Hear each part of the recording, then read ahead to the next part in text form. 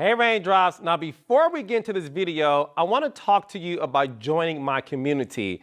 Yes, my YouTube community of subscribers.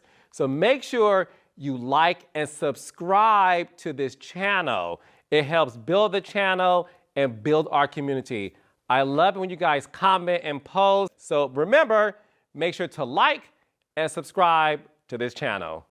Hey Raindrops, on today's episode of Reality with the King, we have a big exclusive for you guys right before the holiday break. I'm here with the woman I've known for over a decade, and she is such a fun girl, a good girl. Give it up for the beautiful woman inside and out, Drea Kelly. Now, is it Drea or Drea, girl? Okay, so depending on where you from in Chicago, my name is Andrea. So that's where Drea comes from. But if you're from the west side of Chicago, they call you Andrea. So that's where Drea comes from. So it doesn't bother me. Either one, when I go back home, you're going to be Andrea or Andrea, and you're going to answer to both. So I'm not really particular about it one way or the other. Just, don't call her out her name. Ah! Hey, boo! Hey, boo! We doing it! Okay, we back.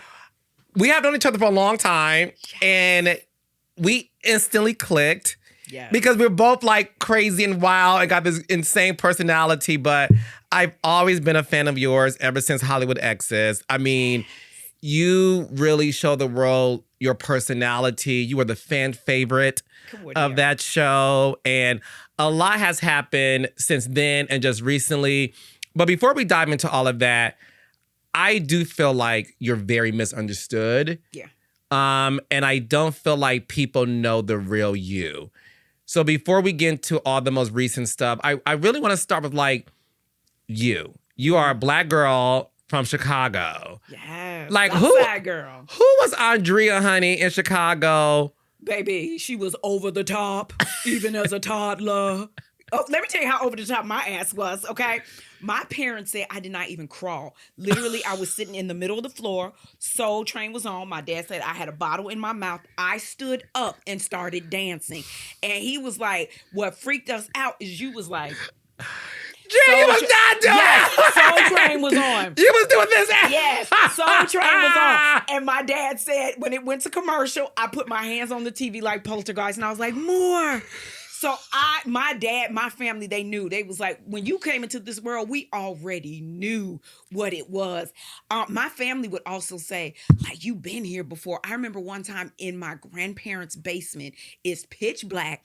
I'm down there laughing, and they like, who are you talking to? Who are you laughing at? They said I described the lady who my grandfather bought that house from, but she died in that house. And I described the old white lady with the white hair with the red skirt and the gray sweater. And they said they all ran up the stairs, left me in the basement by myself, because they was like, there's no way you would know that because your grandfather bought this house before you were even born, and he bought it from that white lady. So there's no way for you to know that. So wait, so you was the white girl in Poltergeist. You saw dead people. I did. I see dead people. I see people demons. I see people's angels. I see people's lights. I see people's auras. I have seen, like, no lie, my friend that passed away, Amal, I remember being at the beauty shop getting my hair done, and he was laid back in the shampoo bowl getting his hair washed. And I looked over to him and I was like, wow, he's going to die soon. And I just finished getting my hair done. Now, mind you, fast forward 2 weeks later. I'm like, anybody seen Amal? Anybody seen Amal? And they was like, oh, you didn't hear?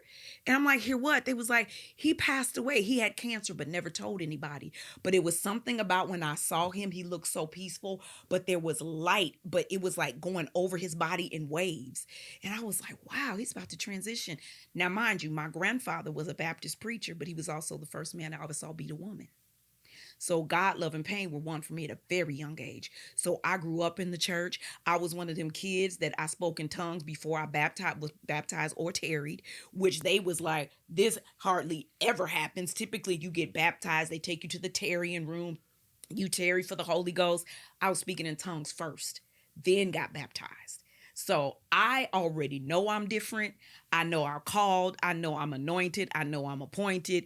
And I've really gotten to that place in my life, honey. Any problems you have with me, you need to either text God, send them a voicemail, get in your prayer closet about it, because this is who I am. This is who, like, I have really stepped into that from a little girl, I'm different. And I'm okay with that. I always say, I'm a brown girl from the South Side with big hair, big dreams, and baby hair. Baby, don't let this baby hair fool you either. Please. TV makes me look bigger than I am. I'm little, but I'm lethal. I'm only 5'3" and 120 pounds, but I fight like I'm 5'11" and 265. You was fighting girls in high school? I had to. Why? Because they played in my face. Listen, I'm very much let's talk about it. It don't need to go there. Let's not. And I don't like to fight. I'm not. I will protractor you to death. I will gouge, listen, I will shank you like we in a prison yard, ma'am, because what you're not finna do is scratch up my face and pull out my hair. So you come over here. No, I got a protractor with your name on it. I don't do that. I'm from Chicago, the South Side. You will get jugged. Like straight up and down. Like, not jugged. You will get jugged. Don't even do that. Why would you do that? Why would you do that? I had to take the bus, and walk on the South Side of Chicago. I'm prepared. Switchblade down, Vaseline ready. Don't do it. I'm not that girl. I'm not that girl. Because listen, Carlos, growing up in Chicago on the South Side, you had to know how to defend yourself. It was no joke. Like, you couldn't be out in these streets playing. But here's the thing. We come from an era now, people, these thumb gangsters, they quick to say something and DM you, or you would never survive back in the day before social media, because you would get bopped in your mouth. Like, girl, you will get scalped on the yard. Don't play like that. But now people have the comfort of, I can say this and put this out here and be hateful and hide behind my phone or my iPad or my computer. Like back in the day, wasn't no hiding. You said it, you get your ass whooped. Well, not only do you know how to fight, you also are an amazing dancer. Thank you. So are you a trained dancer? Like, did you do dance classes and go to a separate dance school? Because you are amazing at your craft. Thank you. You really are. Ooh, I like to say I'm the most trained, untrained dancer on earth. Really? Because here's the thing. My mama had to decide between the light bill and dance class. Guess what was going to win every time? That light bill. When she had to choose between, do I pay rent or send you to dance class, she had to pay rent. So it was when I remember on the South Side of Chicago, I went to Sammy Dyer, and my first day in class, that's what they asked my mom, like, where is she trained? Like, who is her master or her mistress? She has amazing technique. My mom was like, oh no, that's all her. That's natural. She's never done dance class before. It was just one of those things, but it's in my DNA. My mom was a dancer. Her sister, my Aunt Brenda, was a dancer. My grandma Doris was a dancer. So it was just in me, passed down to be a dancer. But I oftentimes would feel like, oh, well, man, if I would have had that kind of training, I could have been a part of Ailey. And I remember going to Debbie Allen School, Dada, in LA. Felicia Rashad was there, and I'm in the back office. Now, mind you, I see Debbie Allen, I fall out crying. Honey, it's a picture of me, snot flying. I done threw my purse, shoes, everything. But it was the moment I sat with Felicia, and there was an older lady. I can't even remember. I swear, Carlos, I think this woman was an angel, because I promised I turned back and she wasn't there. And I was like, I could have sworn there was somebody else in this room besides me and Felicia. But what she told me, because I was telling her, I haven't trained, and I wish I had more training, because I would be I would be on Broadway. And she said it in her Maya Angelou voice. She's like, darling, the fact that you have not trained is not your downfall. It is your gift. It changed my life instantly. Changed my life instantly, because here I am looking at posters of Debbie Allen on the wall. And, she's a Broadway girl, down, legs down, pirouettes down, triples, doubles, fame. And I'm like, I didn't get that kind of training, but I'm like, but look what you do have. So it taught me in that moment, don't worry about what you don't have, what you didn't get. Use what you do have to get what you want. Mm-hmm. And it changed my life. I never looked back after that. After years of being a dancer. Wow. Yeah.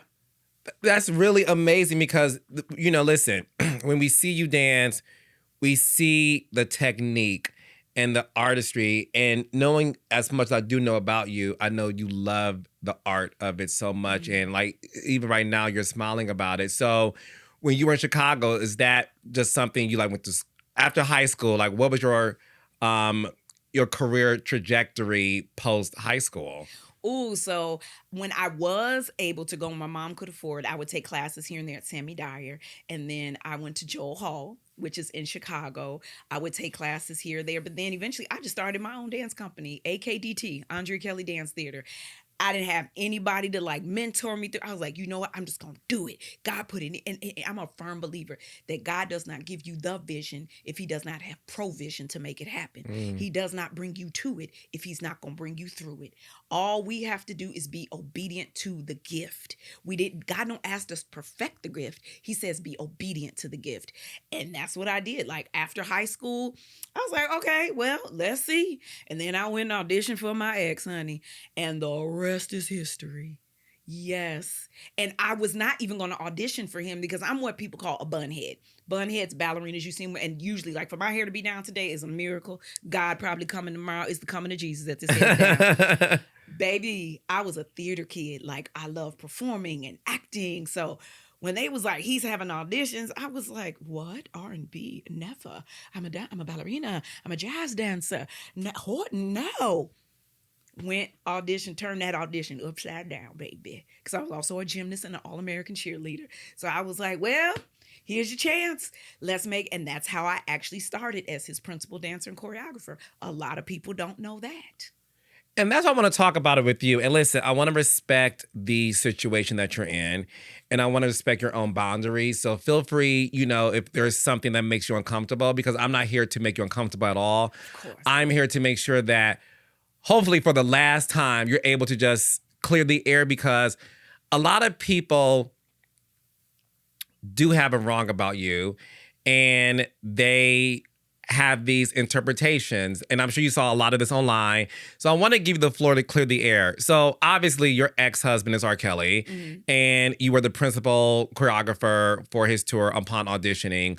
That's how you guys met. Yep. When you guys were dating, how did it all come about? He approached you? Well, first of all, when I first started working here, I was engaged. I was living with my fiance, about to be married. Like, I wasn't thinking about his ass. No. I was that girl that's like, I will never, ever, ever, ever, never, ever, ever, ever, never, ever, ever, never, ever, ever, ever, never, ever, ever, ever, never date you. Ever. I was that girl because I was like, I am so in love and we are getting married. And at this time, I'm living with him, my fiance at the time, him, his grandmother. I was very close with his family. So I would just go to work, do what I do, my choreography. I was out. We ended up being really cool because he was like, yo, like you have a vision. So I feel like I was more than just a choreographer and principal dancer, more of a creative director on what our wardrobe. People don't know. I was in the Bob Mackie program. I do fashion. Like literally, I sketch. I do reel. Like I'm not one of them celebrities here, just throw my name on it. Like I was really into it, like going to Merchandise Mart, going to Fashion Week. I love designing. I do interior design. People don't know that. There's so many layers to me. But anyway, I digress. That's how I ended up working with him. People have no idea. Honey Love, met him right after that. But when it came to Summer Bunnies, that's actually me on the cover. There's him sitting in a car and you see this girl's booty with a thong. That's actually me. I'm in the Summer Bunnies video. I did all the choreography for Summer Bunnies. People have no idea that I'm in Thoing Thoing. That's me in the geisha face. That's me with the big wig in front.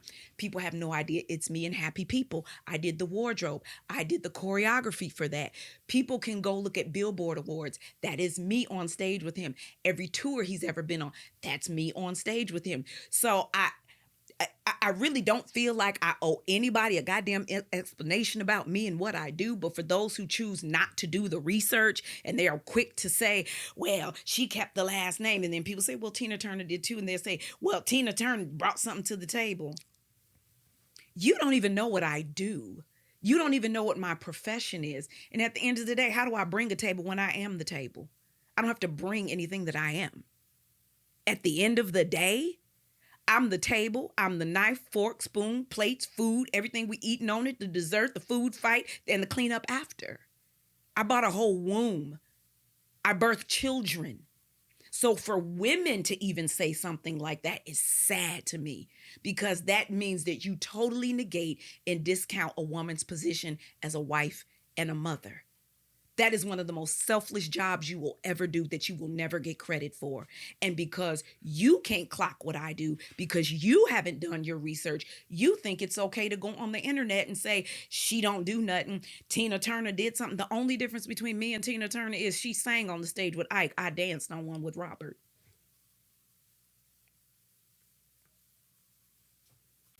So people have commented that your kids are grown. Why do you still carry R. Kelly's last name?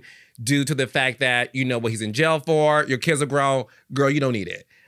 How do you feel when people say that? What you feel? I don't. At the end of the day, I earned this name in blood, sweat, and tears.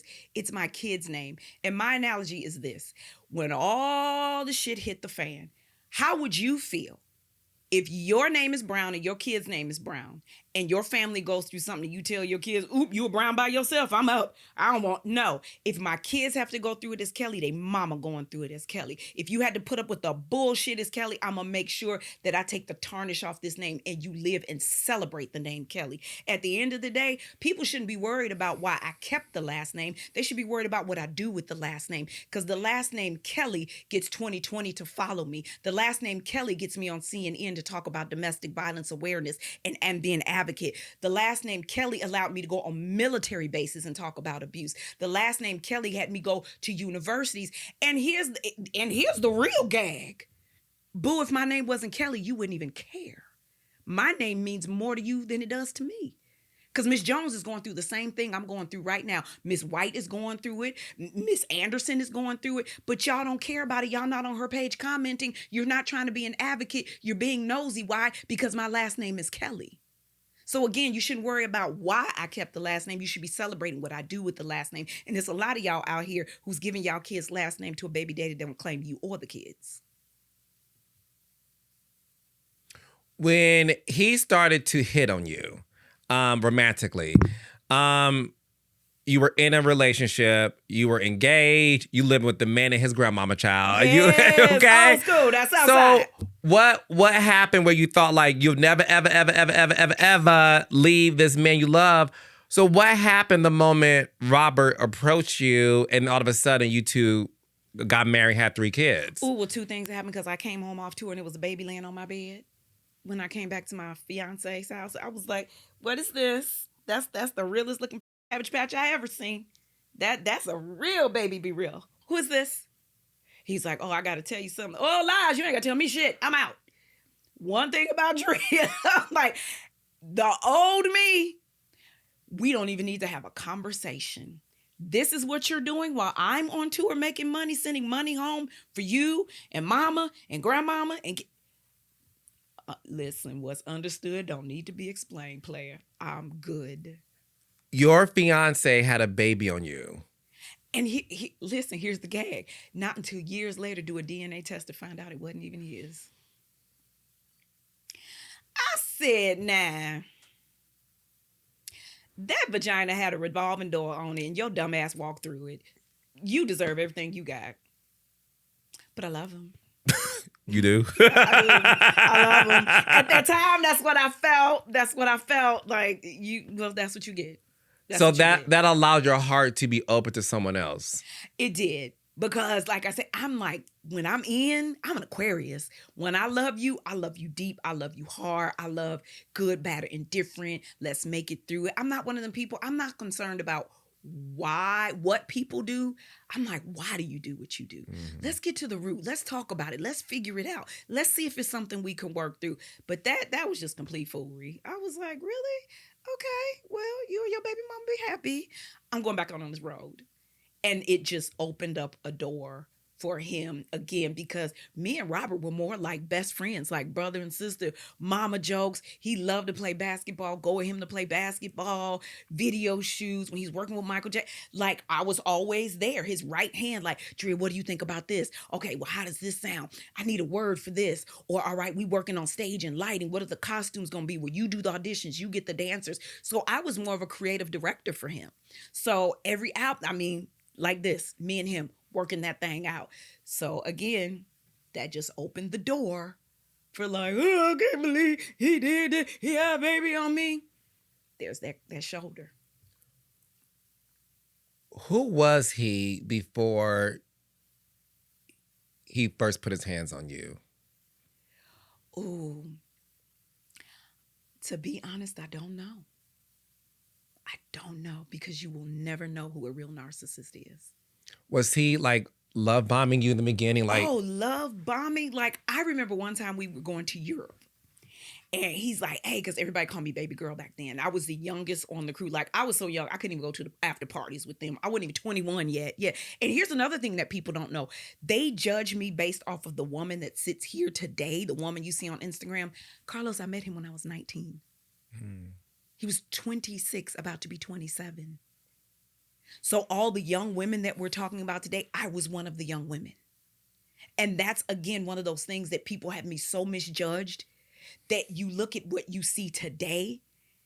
Do you remember? You have to go back in time and remember when I met him, how young I was.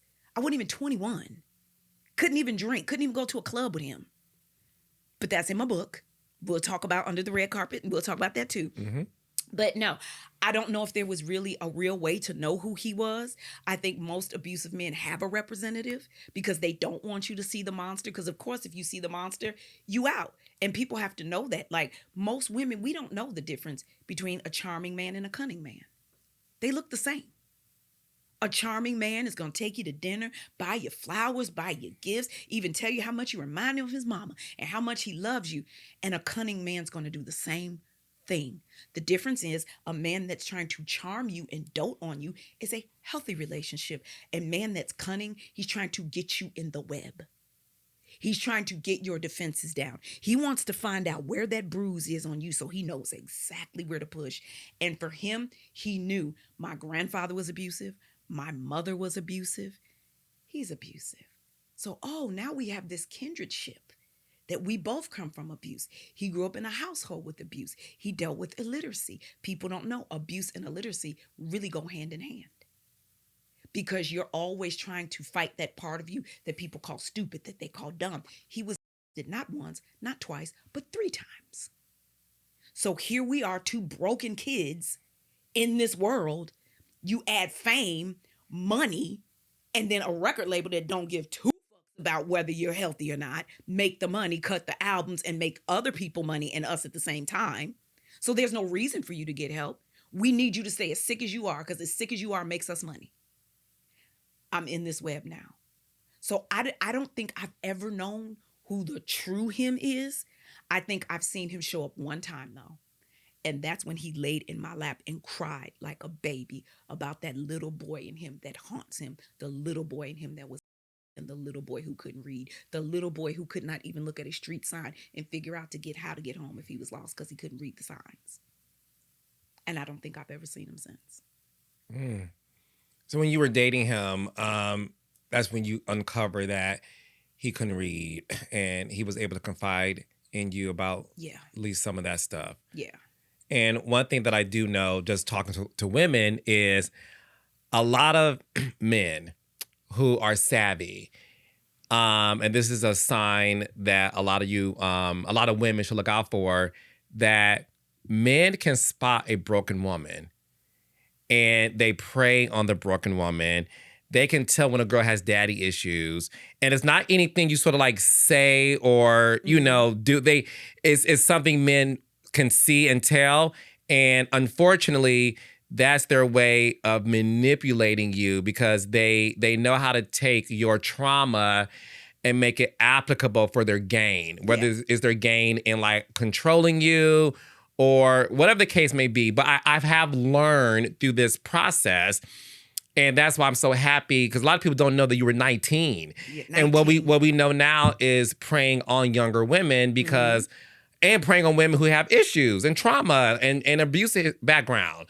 So the fact that that was something he saw and preyed upon makes a lot of sense to me, because that is a pattern that we don't talk about. We don't. A lot of people, unfortunately, which surprises me, still judge to this day. That would never be me. A man hits me once, I'm out the door.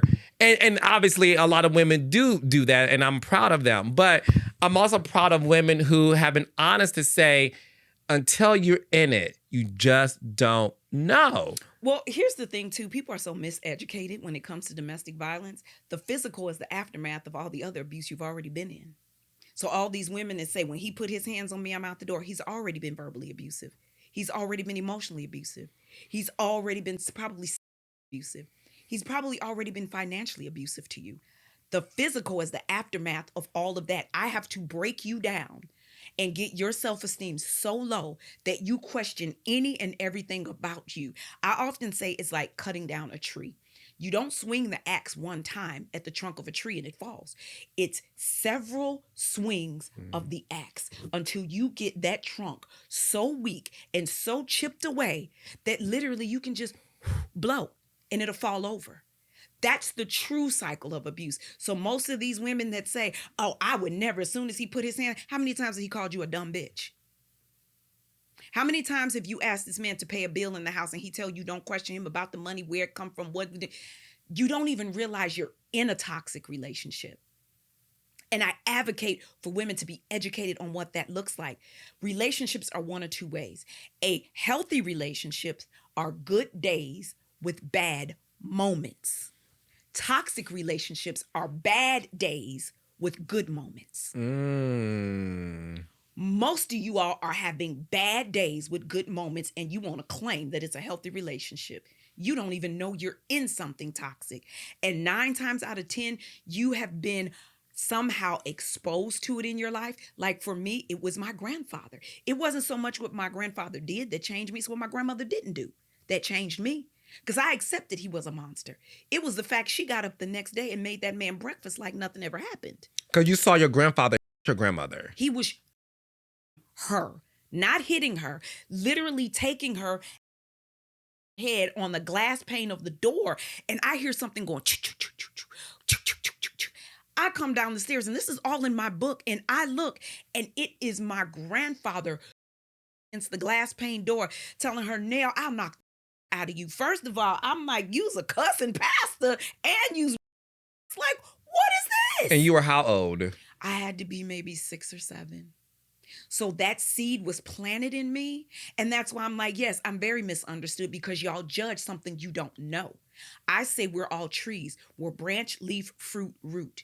You have to know what's at the root of your tree to know why you bear the fruit that you do.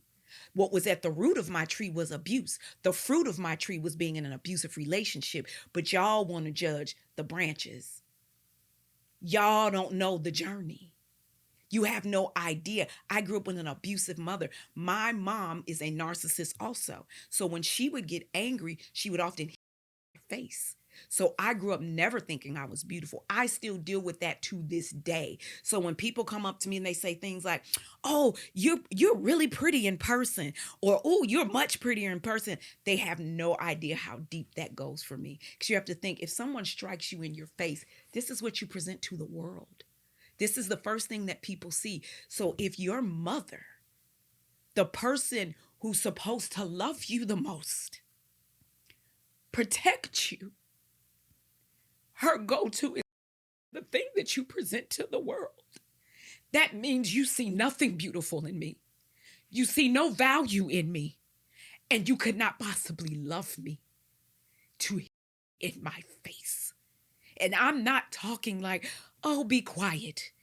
I mean, with every inch of hate that woman could muster.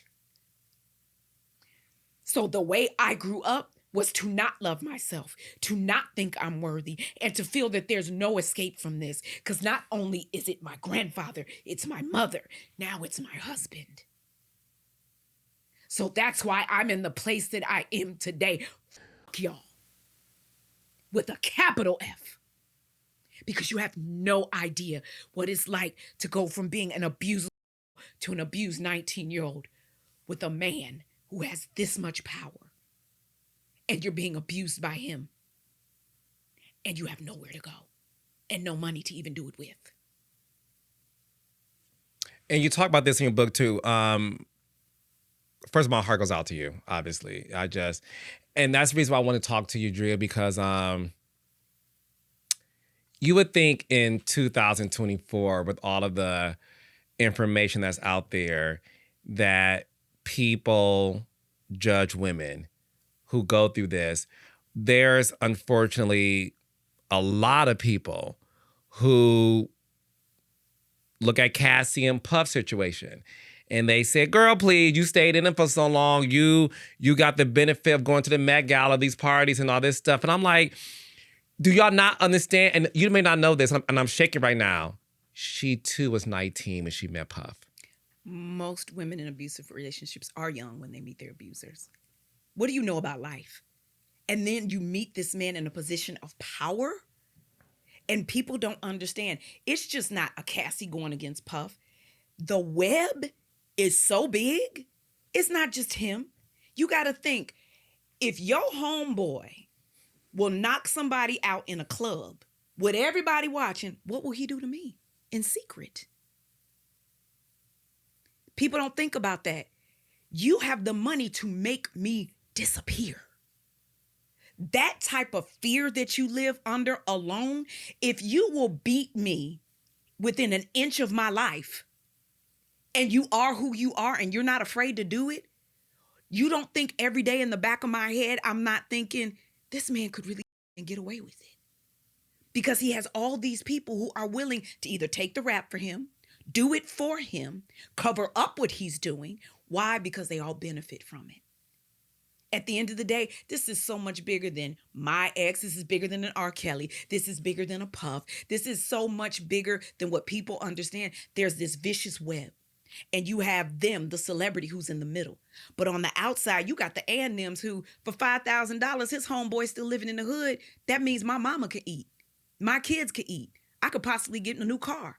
Yeah, I'll take $5,000 and do whatever you ask me to do. No problem. I have nothing to lose. Then you have the executives around them. You make us money. You write for other artists. When you write for other artists, they make us money. We need you to keep writing. We need you to keep being who you are. And people don't understand. It doesn't even stop with the executives. Everybody gets paid off of our abusers being who they are. I'm going to give you a scenario. A concert, okay? When R. Kelly or a Puffy does a boy concert, do y'all not realize even the people in ballet who are valeting cars are getting paid?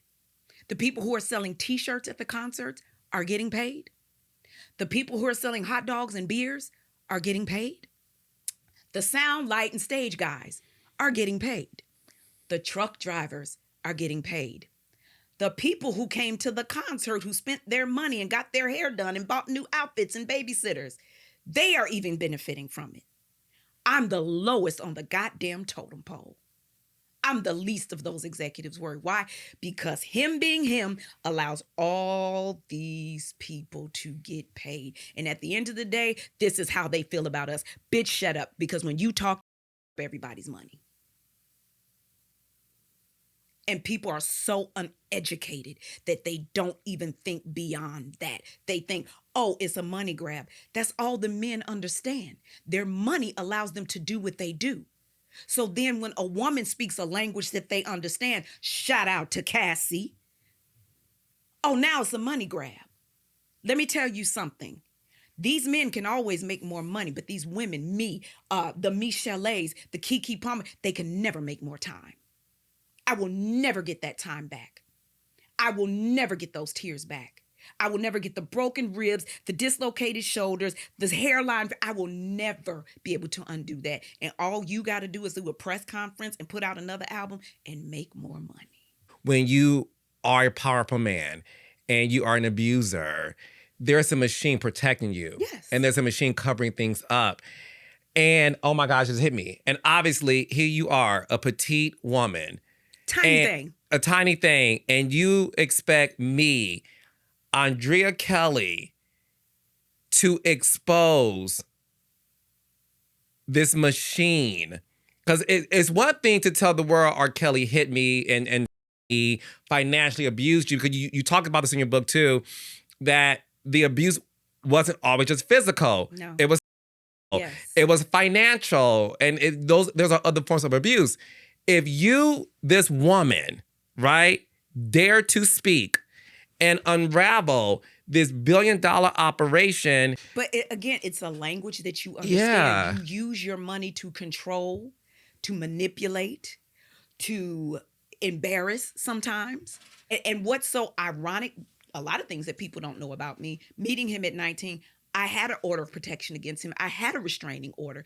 If you go back and look, Matt Lauder, MTV News, this is public record, mind you. So when people are like, why is she coming forward now? No, I came forward a long time ago. Y'all chose not to listen. Being in court, and the irony of even that situation that I put in my book, how dare my grandfather is the person who took me to court to get the order of protection.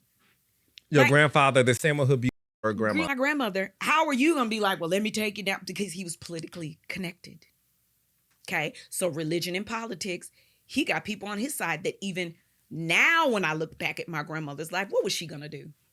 You're a pastor, you're well respected in your community, you're politically connected, which means you're connected to judges, you're connected to police, and I did not even get to see that in real time till he took me down to the circuit court in Chicago and everybody he knew, and I was thinking, oh my God, my grandmother didn't stand a chance. And here he is with his cape on trying to save me. I'm like, okay, whatever, let's just go. Now, in the order of protection, if you look at it, you will see where the judge crossed out because I was like, he could see his kids, whatever, just let me. The judge was like, absolutely not. He's to have no contact with his children, no contact with you. You are not going back. They then, Jive Records, puts out a comment on my behalf. Now, mind you, you have to think, this is the height of his career. You're working with people like Celine Dion, Madonna, Janet Jackson, Ron Isley, like the cream of the crop, Michael Jackson. Do y'all honestly just use common sense, ladies and gentlemen? Do you honestly think that the label in the machine were like, Drea, go in peace. We love you. Go, be free. Spread your wings. Anything you need, we're here to support you. Hell no. That goal was shut her up quickly. They put out that statement on my behalf. I did not. And to have the audacity for his attorney to say they went through a spat, you diminished my abuse and my order of protection and restraining order down to a spat. If that does not show people what women like me are up against, so no. And when there's small children involved, it's a thank God Cassie did not have any children. I often tell people, you're horrified at that video that you saw. Imagine that video and she's pregnant trying to get away. Imagine that video, she's pregnant with a toddler in a car seat trying to get away. But y'all quick to tell women just leave. Do you see how hard that was for her to do it alone? Could you imagine what that's like with children in tow? And you're just trying to think, how do I get away? And then what you don't realize, even if you make it to the elevator, like me, even if you make it out the gate, I don't know how many of your goons, how many of your boys, your paid security are waiting just to take me right back. I don't know who in this hotel you've paid to be like, and when she get downstairs, bring her ass right back because you've done it before. That happened to you before? Several times. You tried to escape and... Listen, he's had off-duty police officers be security. That's why when I say, when I put out that I was putting my book out under the red carpet, I got a lot of flack for it. Because people's like, oh, now she want to write this tell-all. Now she want to, the man is already in jail. First of all, y'all give him too much damn credit. This book is not about him. It's about my life. There's more to me than him. I'm a survivor. I'm a warrior. I want to make sure women know how do I survive surviving? Because y'all in social media, that's one of the main reasons why women don't come forward. And Black women, I hate to say it, y'all are some of the most vicious, feminine, spitting. They have come at me the most. And here I am thinking, these women are speaking and no one's listening. Maybe if I come forward as the wife, I can give some validity to these stories of these women that I've never met. How is it our lives are parallel and we've never met each other? I cannot not say anything. And at this point, people don't realize I'm putting my life on the line. Okay? If they want to make this disappear, it's very easy to do. Because again, I will be made out to look like, oh, she's just the jaded ex-wife who wanted money and she ain't get money no more. And then you have women actually say things like that on social media. Y'all are more of an advocate for him and do more of his work than he will ever do. Because y'all allow his lies to be true and y'all give life to it. Because one time you did say something about stream his music. You weren't happy that his music was taken off because you said like his publishing and the royalties from it, that's how you paid his child support. That's how he was able to pay child support. Yes. So when you made that comment like, no, stream it, that's because you're like, I need this money in order to. But not only that, because again, he's two people. There's the persona and the person. The persona is R. Kelly. I was married to the person, Robert Kelly. The persona, even God's word says, gifts are given without repentance. So I don't hate on his gift. His music and the genius that he is, it's in my kids. My kids do music. They play multiple instruments. They write, they produce, they master, they sing, they act, they dance. It's like the both of us and these three people. So I celebrate his talent because that's from God. That's not even his talent. God is letting you borrow it. Now, what you do with it, whether you taint it, you use it to abuse, that is on you. So I'm never going to sit up here and say, oh, well, I can. Amazing artist. But let's be real too. People not going to like this. I've said it before and you can scrunch up your nose and feel how you feel. But at the end of the day, he didn't have a Grammy before he met me and I haven't had one since I've been gone. Let that sink in. The Bible says a man that finds a wife finds a good thing. So at the time that he's getting nominated for Grammys, when he's writing things like I Believe I Can Fly, Step in the Name of Love, Happy People, he has a wife. He has children at home. Every other album after that, people's like, I mean, it's all right. It's all right. Why? Because the influence behind. I'm at home making sure that it's a beautiful home, a happy home, praying, taking care of the kids. People don't realize how many birthday parties you do alone as the wife. Parent-teacher conferences you do alone as a wife. Going to plays, picking the kids up, dropping the kids off, having dinners alone. Because you know, okay, they're out being a persona. I have to be mommy and daddy right now. I have to hold this house together. But I'm also an influence in your music. So I'm done letting people take that away from me. I know what I brought to the table. I influenced his music in such a way that God said, your wife that I said is a good thing is such a good thing. You're going to get Grammys behind her being present in your life. Ask, has he ever had another one?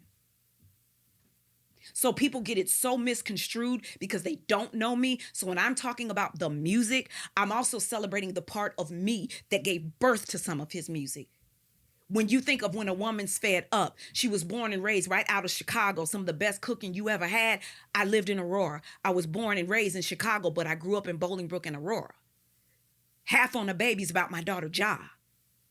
In the kitchen. And the list can go on and on and on. Baby, baby, baby.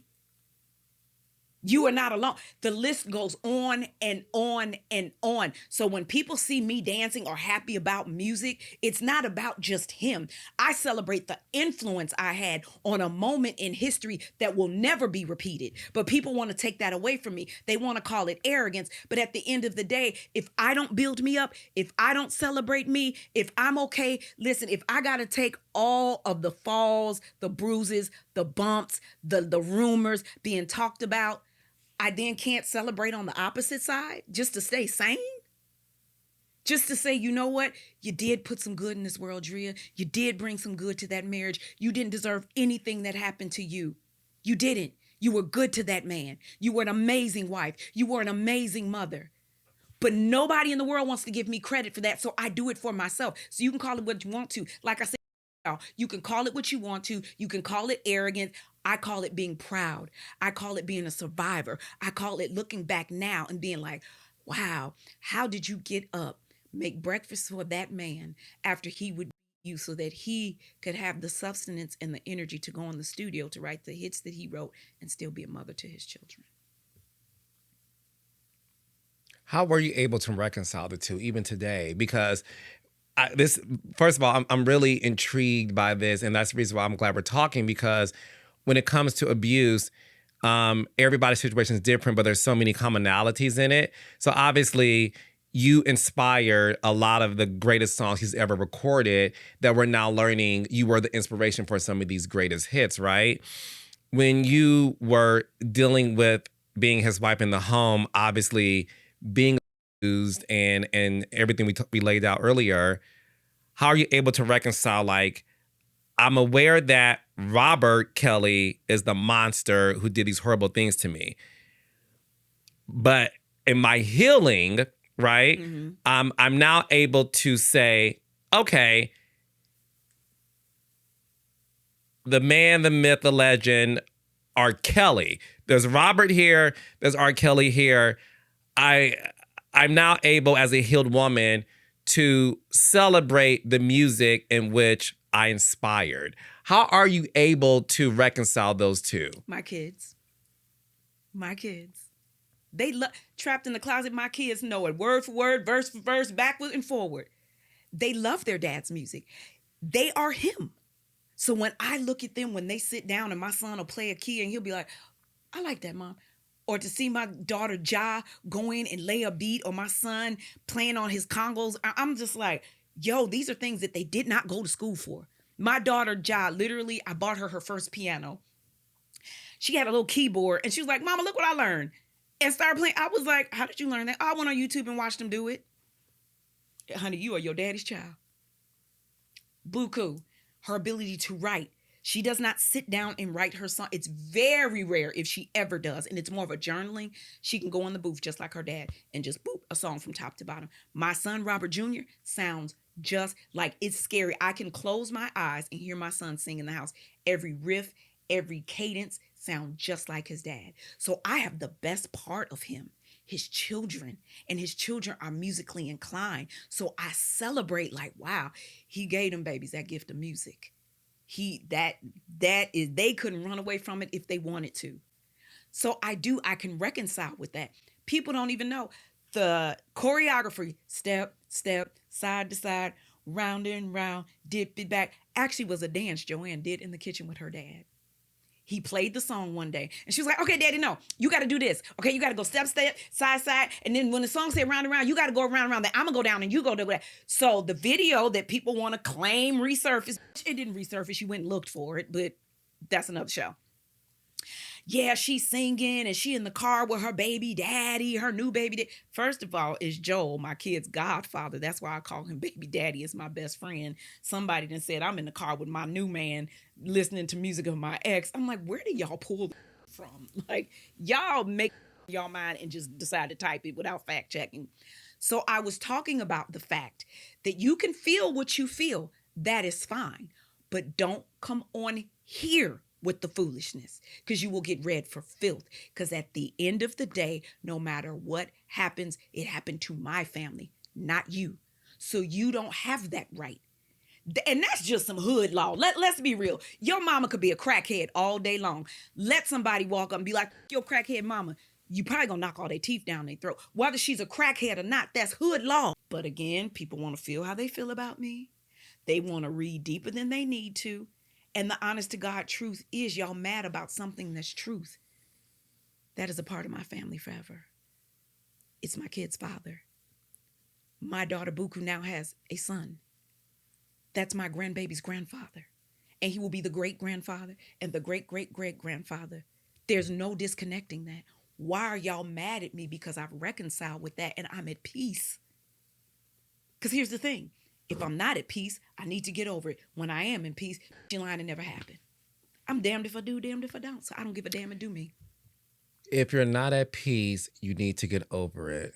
But when you are at peace, it never happened. She lied. She made it up. It's not that serious. And I think what we need to really encourage for women who has suffered through abusive relationships is allow the woman to heal not only in her own time, but in her own way. This healing may not work for you, and that's fine. If you've been through a situation. Right. Because that's the thing.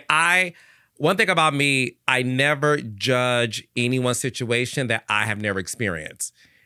So I never understood, especially when it comes to like you probably, let's have a real conversation. You are probably number one that I can think of, and I could be wrong, but I can't think of anybody but you in this moment. Of all the women who we've known have been abused, I would say you are number one who get the most negative flack. I do. And I don't understand. I don't know if it's because you are a jovial, happy person and you're healed. And instead of celebrating you being healed, instead of celebrating you being at peace in your situation, you get a lot of shade for it. And I don't know where that comes from. And I think it's quite sad. You know, the Bible says a disciple finds no peace in his own home. I've just accepted it, that this is what I'm called to. And everybody's not going to be, yay, Drea.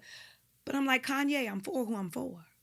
I don't have time to be wasted on Peaches_23 with your synthetic discounted lace front talking about me. I need to focus on the women who need my help.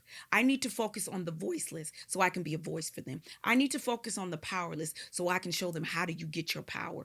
What I think people hate most, especially as a Black woman, is I can be arrogant in my greatness and you don't like it. I have an aha moment. You don't like the fact that I have no problem telling you to your face, I'm the reason he has Grammys. I'm the reason his children are who they are. I'm the reason he was learning to read. You don't like it. You don't.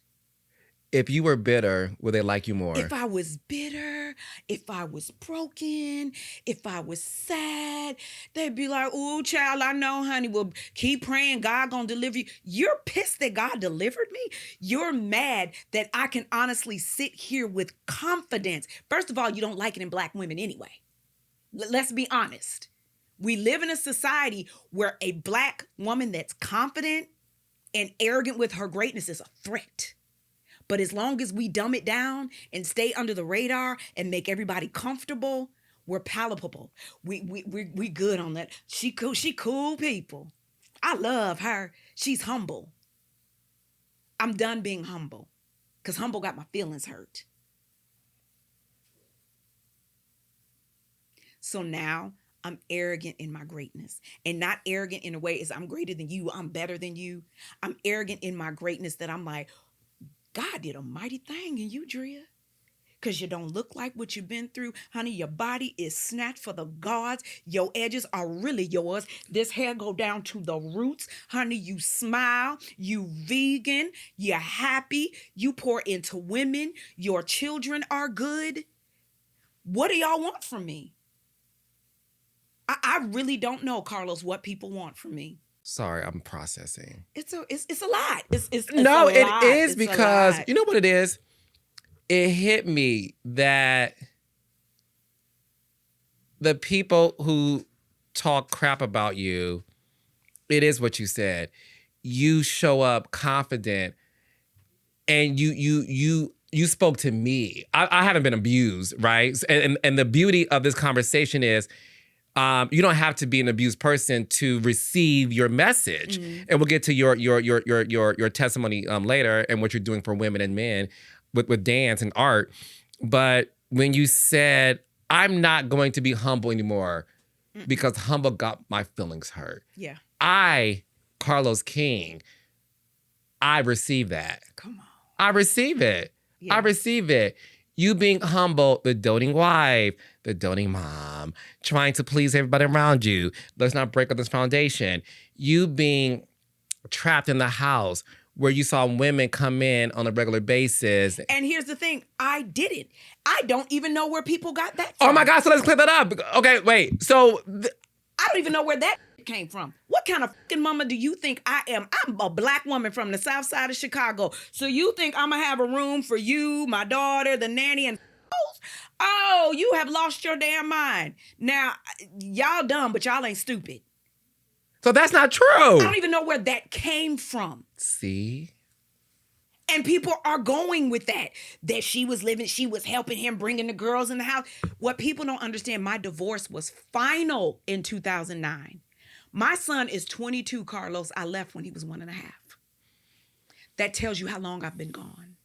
So all that was happening, all the stuff with the house in Atlanta, people don't even know I was not even living in the house in Olympia Fields. I was actually living with my mom and dad. Been gone. Lived on Briarcliff. Lived in Elmhurst, Illinois. Bryden had 5 or 6 different addresses, trying to get away from his. But people, again, have created this narrative that me and my kids were living there while all of this was transpiring. Like, and again, ladies and gentlemen, that's why I'm in my y'all era. And I'm not going to be humble anymore. Because being humble is, I'm not going to say nothing. I'm going to let people feel what they feel. I'm going to let them say what they say. Enough is enough. I'm done. It's one thing to say you don't like me, you never met me, whatever. That shit is even crazy to me. You don't like somebody you ain't never met. But to keep putting things out there that are not true about me, like, what? Okay. I'm probably gonna regret saying this, but I'm gonna let people just use common sense for 2.2 seconds. The people that were helping him were also on trial with him. Who was not? Let's make it make sense. There's people in jail because they were co-conspirators with him. They're in jail as we speak. You're free. Make it make sense. The same people you're on trial for abuse, you were doing the same thing to me. So how am I helping you? I'm locked in a room. And if you ever watch the documentary, when Sparkle talks about that, that is a real thing. Having to knock on the door to get permission to go to the bathroom. Having to knock on a door to ask, would you please bring me some food? That is a real thing, ladies and gentlemen. So I'm in daily survival trying to figure out how to just keep my head above water and show up for my kids every day. When do I have time to help him? I can't even help myself.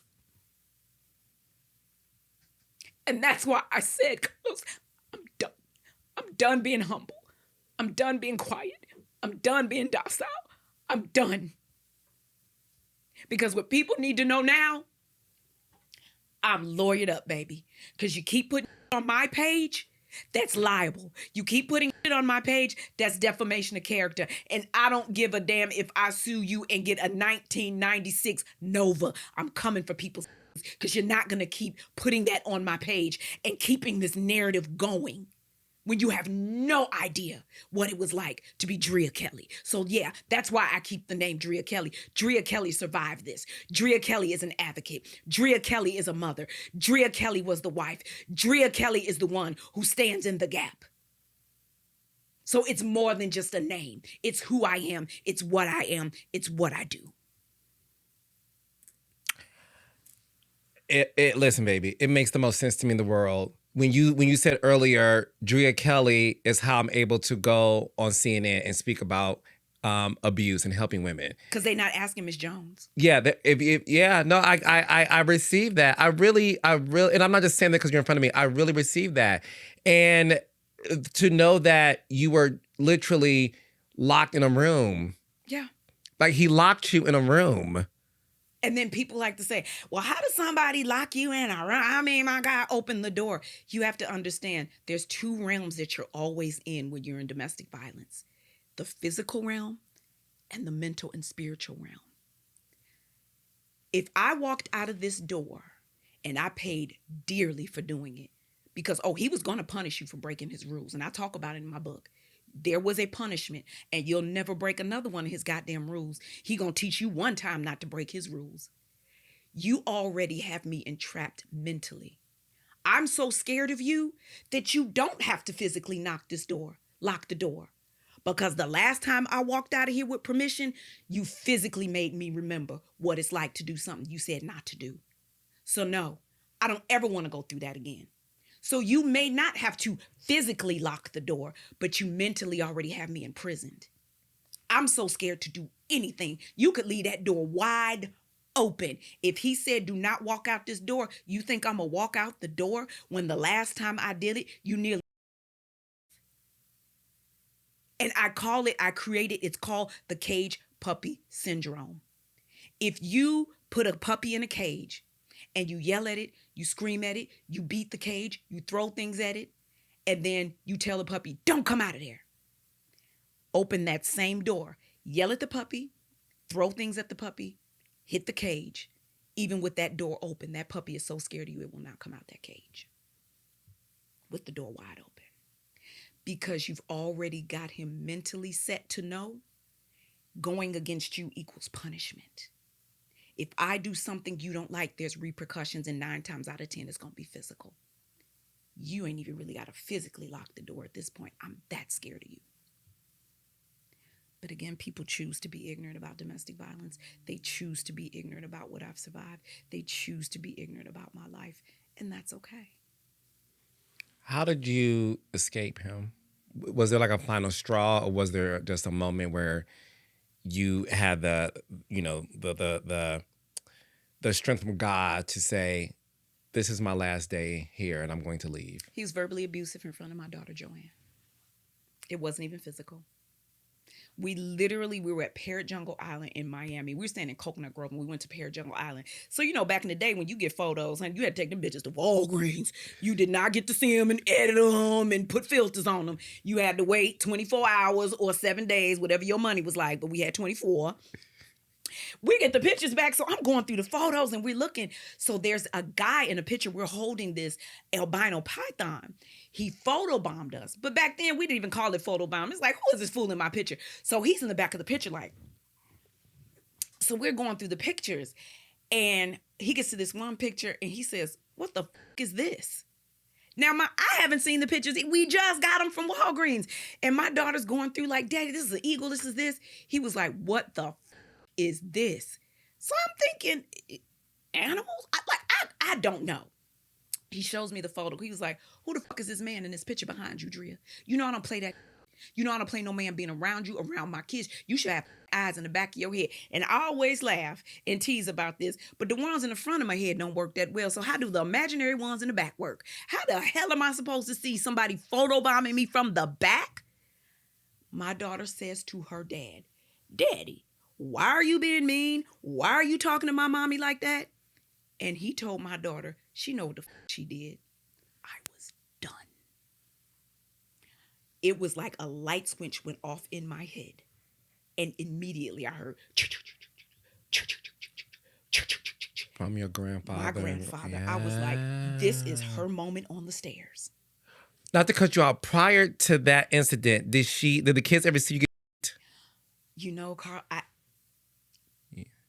as a mom, you want to say no, but you don't know when them tiny feet get out the bed and they down the hall. Okay. You don't know when they hearing you being slammed and they run back to their rooms. But I will say this, my daughter told me this one time, and that's when I was like, oh, y'all way more weird than I thought.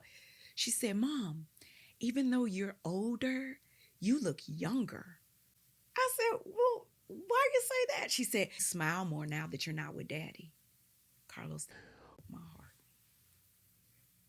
I said, so every day my kids watched me survive. And they knew the difference. Mama's different when Daddy's not here. But when he comes home, everything in this house changes. Something's not right. And their little mind, they can't put their fingers on it. But when she said that to me, I was like, maybe they have heard it. Maybe they did notice the times I was limping. Maybe all the times that I was saying I'm sick, they knew. Mama's not sick. She just can't get out of bed. Daddy hurt her. I don't know. I honestly can't answer that for them. My son said to me, Mom, he's in the backseat of the car one day. We come home from the movies. He was like, are you and Daddy not together because he was really mean and he used to hurt you? Now, this isn't a conversation. Now, mind you, I left when my son was a baby. So I'm like, how do they know this? But I'm like, it's something as a mother, your children are connected to you. You think you're doing a good job hiding it. And that's why in these especially black families, you grow up and they be like, Mama, we knew Daddy had a family down the street. We knew about Miss Jones. I knew I had a brother. I was waiting on you to say something. But as a mom, you think you're doing this amazing job keeping your pain from them. And the whole while they're just watching you deteriorate right before their eyes. That broke my heart. But yeah, that day when he did that, a light bulb went off in my head, Carlos. I'm like, yo, I'm done. Because if I stay, I just signed her name on a contract she never read. And if she ends up with an abusive man and I tell her to leave, she's going to be like, but why would I do that? You stayed with my daddy all them years. And the last thing that came to my mind, Carlos, was like, what if she never makes it out? What if the way your daughter leaves here is in a cast because she ends up with an abusive man because you were the example. You were the living example. I was done. And it just clicked. In my head, I was like, call your daddy, pack your bags, you got to go. Where you going? It was crazy. But here's the shocker. Here's the gag. Think I could go to the bank and get money out? My name's not on any of his bank accounts. I don't even have a credit card in my own name at that point. There's no card to go draw money. His attorney, Daryl, had power of attorney. Daryl could go get money before I could. Daryl could write checks, cash checks, put money in, take money out. Even with an ID, I could have went to First Chicago. And guess what they're going to tell me? Ma'am, you're not on any of these accounts. We're not authorized to give you any money. That's another thing people don't know about me. People are quick to say, just leave. They tell women, just leave. But guess what they never follow up with? They never say, just leave and come live with me. They never say, just leave and I'm going to financially take care of you and your children for as long as it takes for you to get on your feet. They never say, just leave and I'm going to make sure that I have some way to protect you should he decide to come over here to kill me, you, and the dog. Just leave and I'm going to make sure that you have your first, last security deposit, a moving truck, and furniture. Because you have to remember, when women just leave, we're leaving with nothing. I left with $2,500 in a duffel bag. No furniture. None of my kids' favorite toys. I don't have my computer, nothing. So when you tell women just leave, be very careful on what you're asking them to do. 99.9 times when women leave is when it becomes fatal. That's when they become a statistic. But people love to get on the internet and say, if it was me, I would have just left. Really? You think so? With your kids? And again, my kids, asthmatic, severe allergies. So I have to make sure I have an inhaler. I have to make sure that I have their EpiPen. I have to make sure I have all of their medicine. So what happens when I leave him and I need to refill that prescription? That then draws me back to the city I just left. Because now I have to go to that doctor. I don't know if you have this doctor working for you. What happens when she leaves the room and say, yeah, she's here now with the kids? Drea. People don't even think that far. They choose to be ignorant. They choose to judge me because they don't do their research. You know nothing about me. Now, mind you, I have an arm baby. My daughter at that point was about to be 6. So I had a 6-year-old, a 4-year-old, and about to be a 2-year-old escaping in the middle of the night. So again, go back to Cassie. Look how hard that was for her to do it by herself. Imagine Drea trying to do it with 3 kids in the middle of the night. So once again,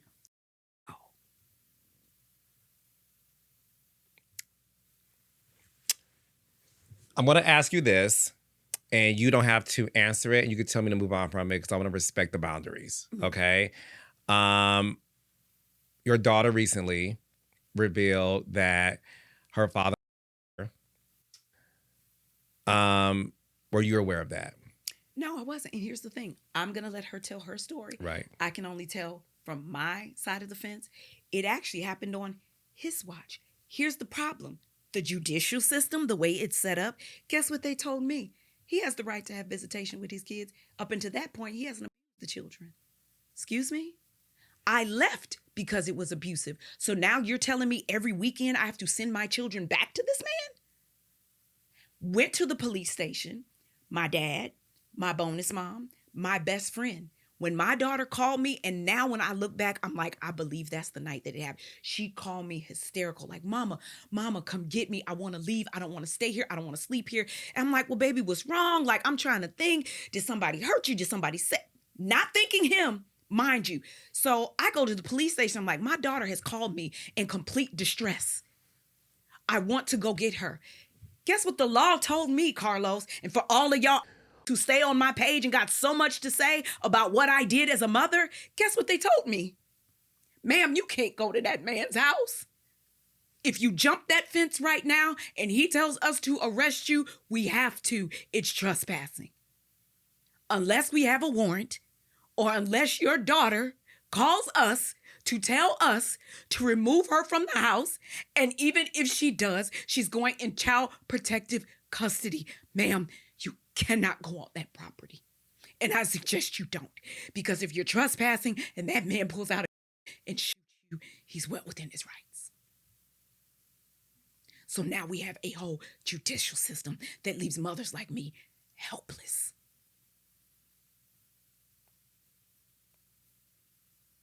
And that is probably the most painful experience of my life, because I did everything that I could. Asking for them, listen, I want supervised visitation. I only want it from this time to this time on Sundays. And to have a Judge Vega, look me in my face and tell me, this man has a right to see his kids. So now we have a court system in place that y'all don't protect children till it's too late. And it's even worse than that, because it happened when she was so young. She didn't even tell me till she was a teenager. My baby walked around with that pain and held that pain until she was a teenager. It happened when she was a little girl, and people actually attack me on social media and say I knew, and how could a mom and you didn't do anything? I did everything that I could. Just to have the police tell me I could do nothing. And my baby carried that pain around for years trying to protect me. So don't tell me what I didn't do for my baby. Don't tell me what I didn't do as a mother when you don't know shit about me. People don't know that pain of driving from a police station and having them tell you, you have to leave your baby there. There's nothing you can do, and we can't either. To see the pain in my dad's face and watch a grown, retired naval officer cry all the way back to his house because even he couldn't get his grandbaby.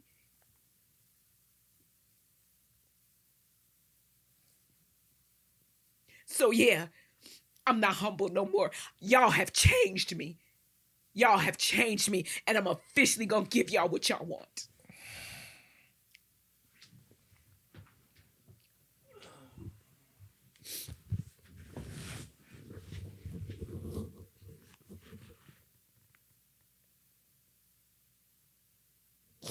It's okay.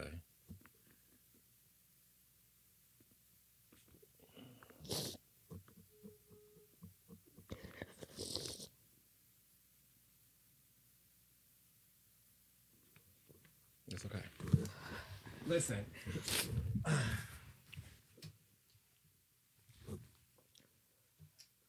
Listen, for me,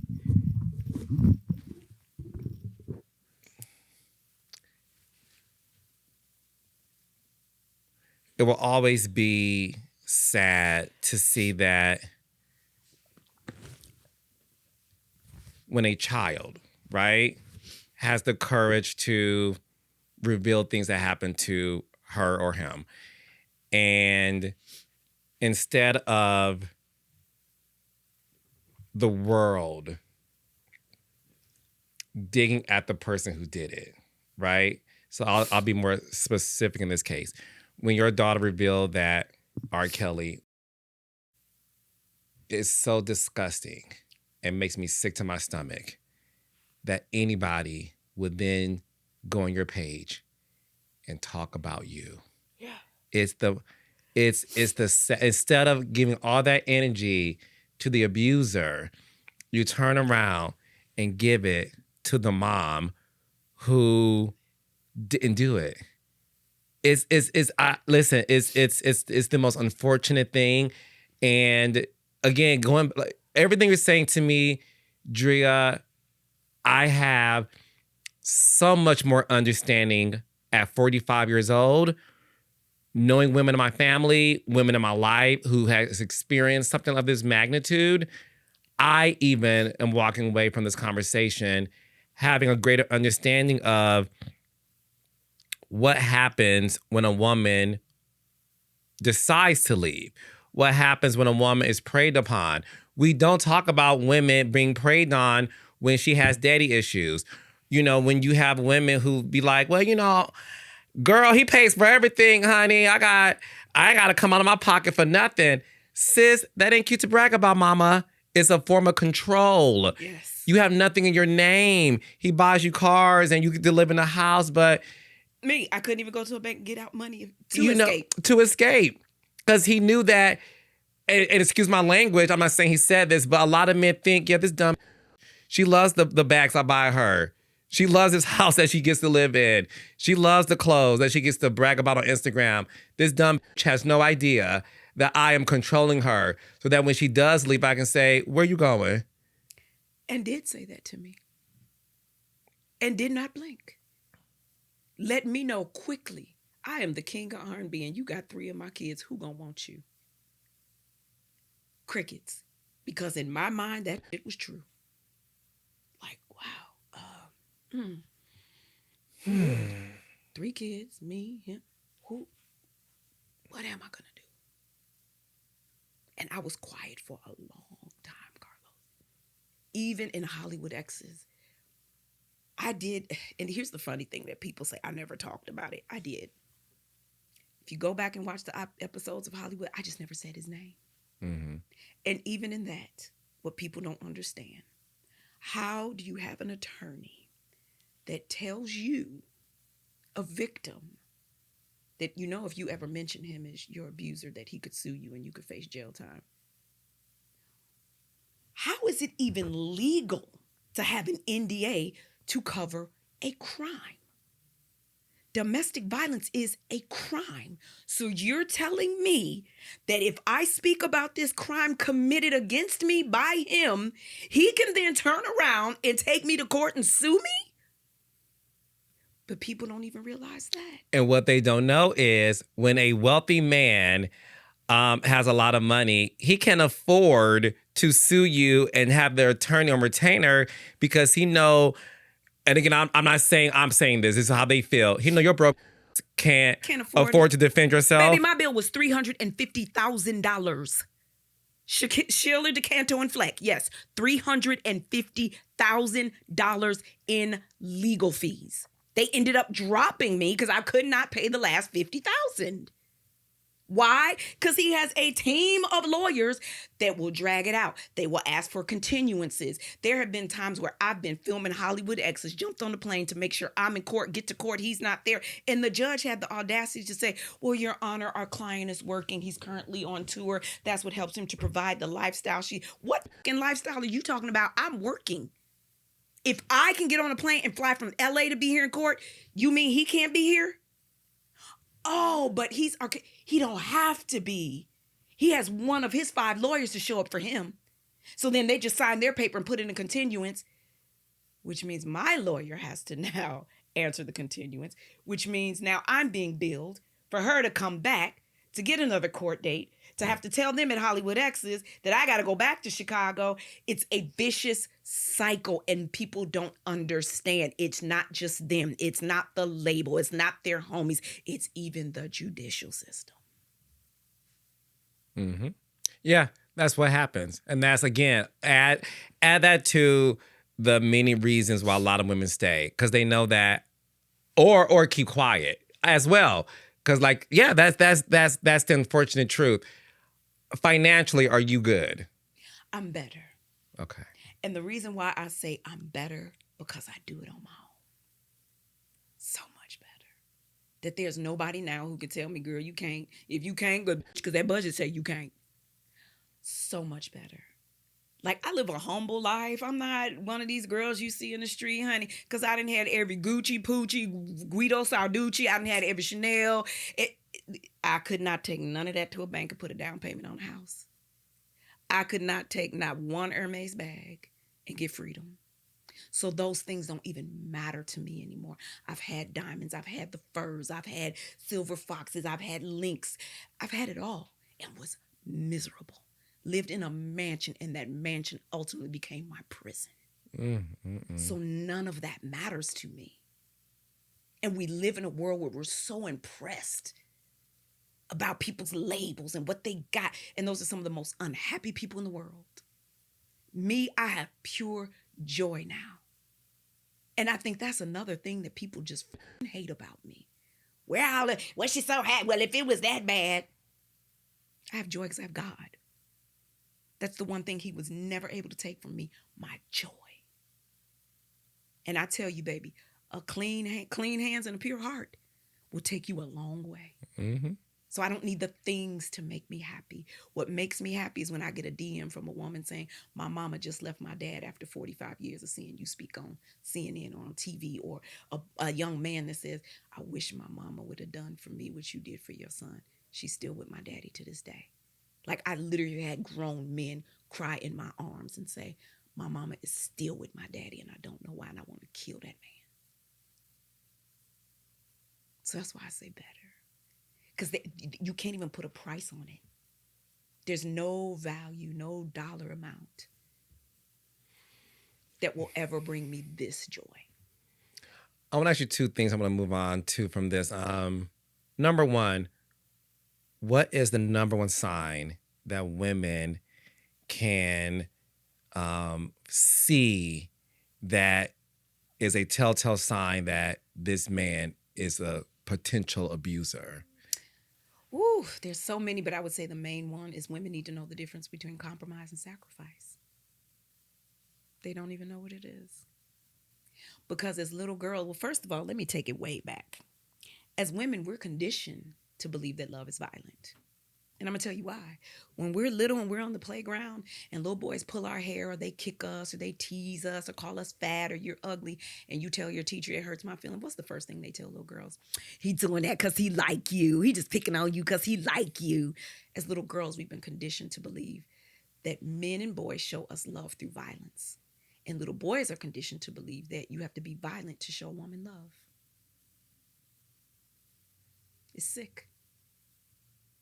So that's why I say a lot of people who are in it don't even realize they're in it, because we've been conditioned since we're little to be in it.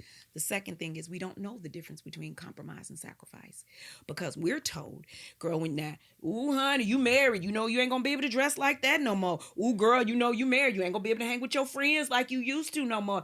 Girl, you married, you know that man gonna want you to stay in the house. So they're teaching women to sacrifice of self. They don't teach you a healthy man doesn't mind you having your own friends. A good compromise is, now, girl, when you get married, you know, every weekend can't be ladies' night, can't be girls' night out. But it's healthy that at least one weekend out the month, you take some time for you and your girls. And girl, you still dress sexy, but you know, when you with your husband, you want to be mindful. But when you with your girls and you want to be cute, and baby, you better be cute for him. Show him your titties sometimes. We're not taught that as women. We're told once you get with a man, you must sacrifice all that is you to keep him happy. So now you're in an abusive relationship and he wants you to sacrifice yourself for him. Give up your friends, give up your family. You not going to school. I'm the provider. Change the way you dress. You not going out. You know, I don't like your best friend, that she can't come around. We don't know the difference, because everything that big mama, auntie, friends have told us is, he's going to have these set of rules for you when you get married, boo, and you better follow them if you want to keep them. Ooh, and honey, don't be doing no complaining, because at least he pay all the bills. You got a roof over your head. Well, controlling men do that too. Mine paid all the bills. I had a roof over my head, but couldn't even take my ID to the bank and get money out to leave him. You're breaking generational curses right now. Yes. Everything you said, I receive it. And I'm going to say this, and I'm going to go into detail. Somebody was told recently that I've witnessed, when your man wants sex, ask God for the courage to withstand it if you don't want it. And everybody in the room said, so okay. The term for that is marital. It is a real thing. I was in counseling for a very long time, Dr. Linda Randall, and she said, one day, Drea, you're going to find the courage to say I was by my husband. And I'm like, girl, now you done went too far. She said, I want you to look up the definition. Is without consent, coercion, if violence is used against you. And I'm like, oh, I've been that and then some. I've been hogtied by this man. I've been blindfolded, had people come in the room, don't know if it's a man or a woman. When I say I have been through it, Carlos, but still in my mind, society makes women think that you can't be by your husband. You can't be by your fiance. And then I ask women, how many times have you been by him and you say you don't like it, but he say he a freak and it turns him on? How many times have y'all been in a volatile situation or grabbed you And we actually coined this term, makeup sex. How many times, women? How many times? And it just escalates from there. How many times through coercion have you told a man you don't want to do a threesome and he will use this psychology on you? Well, at least I'm asking you. I could be out there cheating and asking another woman. I'm trying to share this experience with you and you in here tripping. It ain't like I'm doing it behind your back. I'm trying to have you involved so you know what's going on. And the whole time I don't want to do it. I don't see what the big deal is. Coercion, trying to convince you to do something that you've already said you don't want to do. Now, if it was somebody outside of your husband and you went into a courtroom and said, yeah, he strangled me, immediately done. We're not going to sit here and question that. But when it's your husband, When details. It's your husband, your fiance, yeah, your boyfriend, we don't even give women that. So many women I've spoken to, they was like, Drea, I can't even really handle this right now because I don't know how many times I have actually been by my husband or my boyfriend or my fiance. How many times it has been volatile and he wants to have makeup. Are you kidding me? So that's what I mean when I say Drea's in her be arrogant with my greatness era. Not arrogant as in put people down. I'm arrogant in it because I want women to know, stand 10 toes down on what you've been through. Do not blink. Do not cry. And even if you do cry, with your throat shaking, with your knees trembling, with your heart beating, with beads of sweat, even when you feel like you're going to pass out, your voice is your power. Never lose your voice. And I don't care if it take you 10 years and one person to listen. Use your voice. Your voice is your power. And what advice would you give women on how to leave an abusive marriage? Have a plan. Have a plan. Down to, if you're leaving, do you have your baby's school records, immunization records, and birth certificate? Why? Because when you take them out of one school to put them in another, you're going to need all that. You can't just take a child to school and be like, here, I want to enroll DeAndre. Ma'am, where's his immunization records? Where's his records from the last school he was in? Where's his birth certificate and social security card? If your children are on medication, that's why I'm trying to wake my way to the Congress floor as we speak. You should be able to have open-ended prescriptions so that if your child is on medication, you don't have to risk your life going back to a town that you escaped to go to a doctor that your husband or ex-husband or fiance knows you take the kids to go get a prescription. The problem with some of these prescriptions, they won't write it unless you go see a doctor. You have to have an appointment. They have to check out the child first, then write you the prescription. They will not just write you a prescription over the phone. So now I have to put me and my kids in harm's way just to go back to get their prescription and pray his friends, family, loved ones didn't see me and make it back out of town. Tell your family. They can't help you out of what they don't know you're in. And I know you're ashamed, you're embarrassed, you're afraid, you're nervous, but they have to know. Because all of a sudden it's just, oh, she left. We don't know where she went. If they don't know that you even left, if you come up missing, they don't know because you've been so alienated from them. They're used to not hearing from you for a year. They're used to not hearing from you for 6 months. So this man kill you and nobody hears from you for 6 months. That's normal because he's alienated you from so many people. When you're ready to leave, tell everybody, I'm leaving. I'm leaving. If something happens to me, it's because I left. I don't know where I'm going, but I'm telling you, I plan on leaving. This is the date I'm leaving. This is where I'm going when I leave. If I do not call you and I do not show up there, please call the police. That's alarming to your family because then they like, we ain't heard from her in 6 months. All of a sudden she's talking about leaving. Pay attention, y'all. And the other thing, have some kind of cash, some kind of money so that you don't have to go into a bank and ask a teller. Because guess what's the first thing they're going to do? We have to call him for authorization. Now he knows where I am. Now he knows I'm trying to get money. Now he knows I plan on leaving. Because you ain't never been to the bank before to get money. You always had to come to me. So now you need money, where you going? And have 2 escape routes. I don't care if somebody has to pick you up. There's a drop off. That's who my dad was for me. We met at the parking lot at Marshall's, got in the car. And let me tell you something about my daddy. in the middle of the night when I escaped. He said I would have went to prison that night because I'm telling you right now, if he would have rolled up on me and my grandkids, I would have that man where he stood, and I would have been fine saying I love y'all with my hands on the glass from prison because he wasn't getting you that night. But even then, if you don't know if somebody's following you, make sure there's a pickup drop off and another pickup drop off. And even then, you have to be careful. Wherever your permanent residence is, go somewhere temporary first. Go to the police first. Document as much as you can. I know it's hard to do because you're just in survival mode, but as much as you can document, as much as you can record, take pictures of your bruises. So when you do leave, you have something ironclad. But it's the hardest thing to do because every day you're just like, how do I get this man not to kill me? You're not processing that. You're just trying to think, how do I keep him happy enough that today doesn't turn volatile? And my last thing I'd say, do it afraid. Do it full of fear. Like I literally have this tattoo that says fearless. And the reason I have this tattoo that says fearless, I said, if when I fear him less, I will live a fearless life. Mm-hmm. So fearless means more to me than people know. I did it afraid. But I had total peace. And this is what I want women to know. I'm not wishing death on none of y'all. But this is the thing that allowed me to go through that gate. I said, God, I would rather die leaving than die because I stayed. And I had complete peace about death the day I escaped. Because he will not be in this house. You will have to me leaving. But everybody's not built like me, and I know that.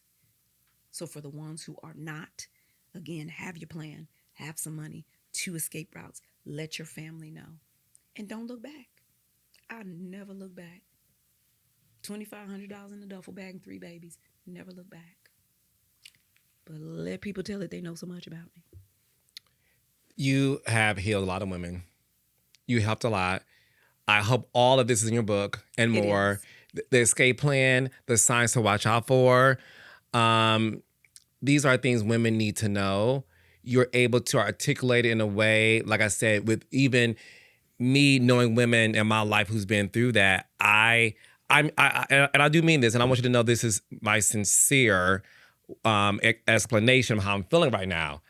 You have changed my outlook on it, and I never judge a woman's place in staying because I've always been somebody like that's that woman's decision. I don't judge people in general, but my hope is that this conversation leads other women to not judge women whose journey is different.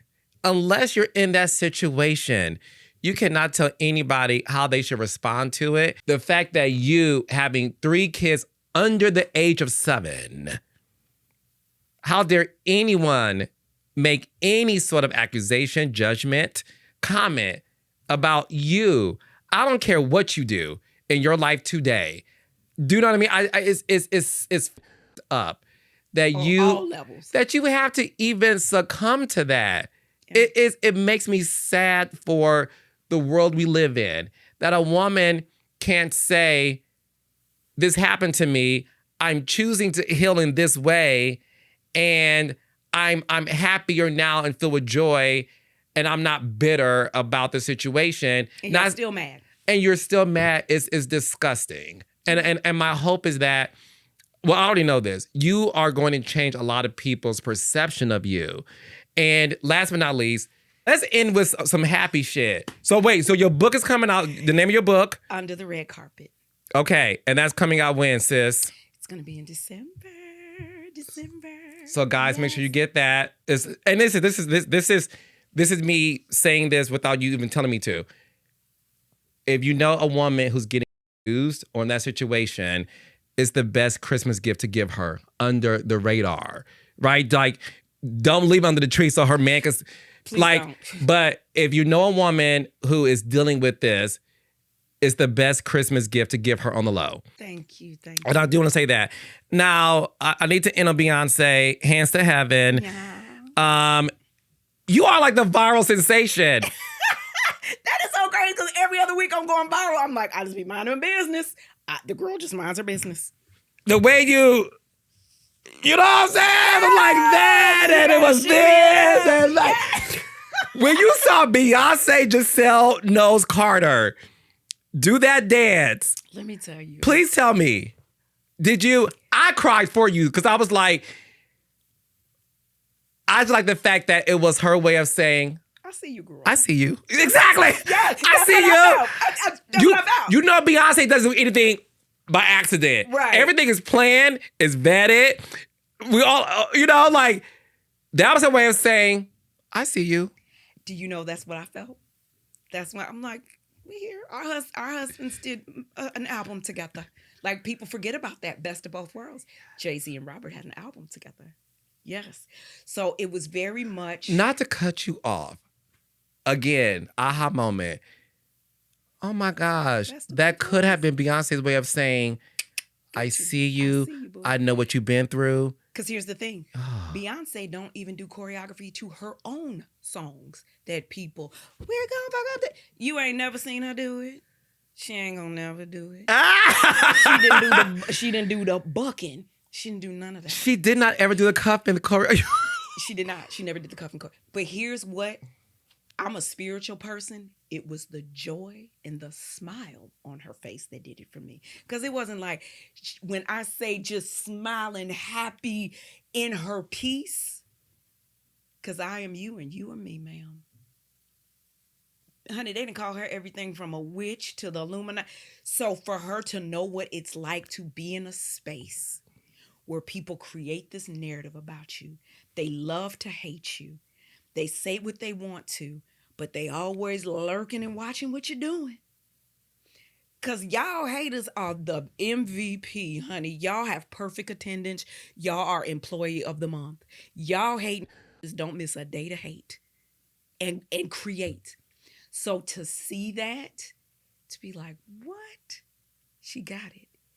And again, I'm not one for validation is for valet. It's for cars. So it wasn't a validation thing. It was woman to woman, mother to mother, being in this business. I see you, girl. And it took a minute. Honey, I was shaking because my phone was going, blip, blip, blip, blip, blip, blip. I'm like, what? Oh, Lord, what didn't happen? I'm thinking it's something with my ex. Like, oh, Jesus, what happened? And people was like, look on your social media. Beyonce doing your choreo. I was like, yo, lying. When I saw it, Carlos, I could not. When I saw Chloe Bailey, and then it became this viral thing on TikTok. And honey, I done had people in wheelchairs do it, people with out legs doing it. I said, you know what? Here's the thing. God is so real. He says, what you do to the least of them, you do unto me. And people think he's only talking about children. He's talking about the ones who are brokenhearted, the ones who've been abused, the ones who've been talked about, the ones who've been left, the ones who, those are the least of the kingdom to the rest of the world. To y'all, I'm the least. But my daddy ain't no joke, and neither is Beyonce. Ladies and gentlemen, Beyonce. No, it dawned on me that I never knew that till now. That was her way of saying to you, I see you. I support you. Yes. I know what you've been through. The album, the connection. Yes. Who knows her? Because a lot of people are making up these stories about her. Beyonce supports women. Yes. That was a way of supporting a woman. Oh, and when I found out Mama Knowles was following me back. Yeah, that's what I'm saying. No, Beyonce. No, it was dope. It was dope. It was. Last thing, where can people go to your studio? Because on Bold and Bougie, you healed my cast. And you have this ability to really heal women. So is it open to the public? Is it a way for people to go to your class in Atlanta? Like, where can they go? Where's it at, girl? How can they go to the website to sign up? Go to this class. She healed my Bold and Bougie cast members. Crystal Smith Cry was a big thing. Where can they go, sis? So I am right now at I Am Sexy Fit in Stonecrest. That's my girl. I have partnered with her. I love her. I teach there every Wednesday. In Atlanta. In Atlanta. Okay. Stonecrest, yes. I also travel, though. People don't know that I travel with my class a lot. This is something that I say it's my ministry. It really is my ministry. And if you've ever taken a class, like the women who have taken my class, they would tell you it's life changing. Like it is something that I am called to do. If you go on my page, link is in the bio. I'm always putting flyers up. People request me. And I even do privates for people. Like if you're like, hey, it's just me and 10 of my girls. We want to come together, just us, honey. I don't care if y'all celebrating a divorce, bar mitzvah, wedding, pregnancy, what all things women is what I love to do in that class. But they can find it on Instagram, official Drea Kelly on Instagram. It's Drea Kelly on Twitter. It's Drea Kelly on Facebook. After that, you got to Google a girl if you still can't find me. But yeah, it's something that is near and dear to my heart. I'm still looking for a studio home. Believe it or not, after all these years, I'm still looking for a studio home. And here's the reason why, y'all. Because with my burlesque, I'm like, girl, are you going to Vegas full time? Are you going to stay in Atlanta? Which one are you going to do? I still haven't made that decision. Can I tell you what my spirit said? What? Stay in Atlanta. Your audience is Black women. And the thing about Atlanta, you are a lot of women, men, whatever, love to have a reason to come to Atlanta. Mm-hmm. And I think you should do it because you're going to heal a lot of women, white women too. But there's my spirit is saying there's something about bringing your skill set, your ability, your wisdom, and your spirit. I saw you do this in Neil's ex Crystal to go Shay Hawkins. Right. Way Neil's ex Crystal Smith cried and said to me afterwards, that was real. She healed me. I say start off making this a thing in Atlanta. I also want you women to book her to come to some girls' birthday parties, no shade, bachelorette parties. Like, it's fun. It's a burlesque, but she also is able to heal you. Because a lot of women who throw bachelorette parties, they hire like a psychic, which is fine. But I think book Drea Kelly, because you want to have fun, be sexy, be cute, in your PJs and your sexy whatever, but also be healed. Yeah. And you do that. So I want to encourage a lot of women to do that. And I'll tell women, be prepared. Just be prepared. You are going to wail, not cry. You're going to wail. It is a release. I can't even describe it. Like I said, I eat the fish, spit out the bones. My grandfather was who he was, but he also gave me the gift of evangelism. And I know that this is my ministry. And some of the things, like what I said to Goshay, if you don't know Goshay, you wouldn't know that. What Crystal was going through, when the Spirit speaks and God tells me, I had one woman in my class, she broke down completely because what I told her, she was like, first of all, I was in the car talking to my doctor. There's no way you would know. I just got off the phone with my doctor. How would you know that? Jasmine Burke, wonderful actress, has taken my class, broke down, babe. When I say these women lay in the floor, cry, scream, kick, and I let them know this is your safe space to do that. This is your release. I don't want women. Yeah, anybody can teach a dance class. And no shade. Listen, all you dance teachers out there, no shade, honey. Yes, let the girls pussy pop in a handstand and flip out a chair. That's beautiful. But at the end of the day, my job is if you walk out of here the same way you walked in, I failed you. I completely failed you. When you are put into that position of being a minister, an evangelist, speaking words in life and edifying and affirmations for women, and all you did was teach them how to maybe twerk a little bit and move, you failed.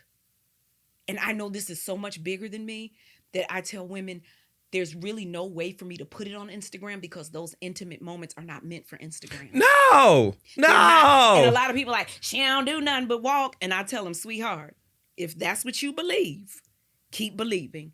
But come take and I've had women come take my class and literally apologize, Carlos, and say, I used to think the same thing, Drea. You messed me up in this class. I've been dealing with some stuff since I was a little girl that I didn't even know I was carrying around with me. And you spoke to it and something broke. I feel free. And that is my goal. That is my goal, to go from coast to coast, country to country, and especially, like you said, women of color. Take the cape off. It's time for us to take the cape off. Quit telling us we're strong Black women, because that S don't stand for strong. What y'all telling us is y'all are suffering Black women, and we celebrate you for it. That's what the S stands for. Thank you. You're changing lives. You are. All right, friends. Thank you, baby. I love you. It's time to heal the world. Yes. It is. Thank you.